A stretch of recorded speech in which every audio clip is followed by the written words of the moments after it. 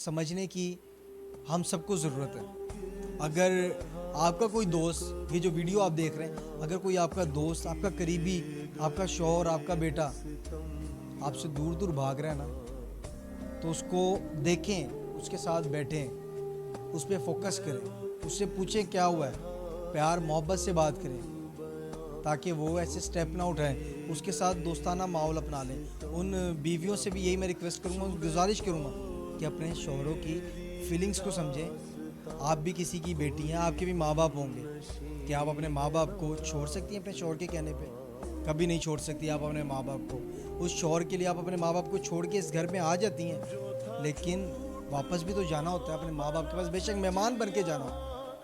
शौहर कभी ये नहीं कहता कि तुम अपने माँ बाप को छोड़ दो, उनसे बात ना करना, उनसे मिलने ना जाना। तो खुदारा आप ख़वातीन से ये रिक्वेस्ट करूँगा, अपने शौहरों को समझें, उनके वालदैन को अपना वालदैन समझें, ताकि कोई भी लड़का, कोई भी नौजवान, अभी उसकी उम्र क्या थी, 30 साल, उभरता हुआ नौजवान, उसकी तस्वीरें देख के लोग अश्कबार हो रहे हैं। लोग उससे ना कोई जानते नहीं हैं, लेकिन फिर भी उसके लिए दुआएं खैर कर रहे हैं कि अल्लाह पाक दर्जात बुलंद करे।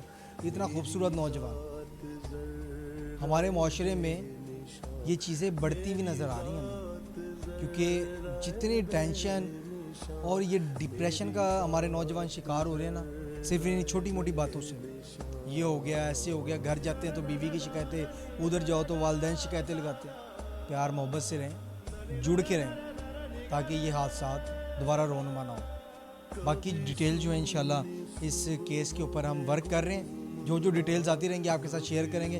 हमारा यूट्यूब चैनल है आलम शाजी के नेम से, सबसे पहले जाके उसको सब्सक्राइब करें, लाइक करें, शेयर करें, बेल आइकन के बटन को लाजमी प्रेस करें ताकि तमाम जो आने वाली वीडियोज़ हैं आप तक पहुँच सकें। Thank you so much.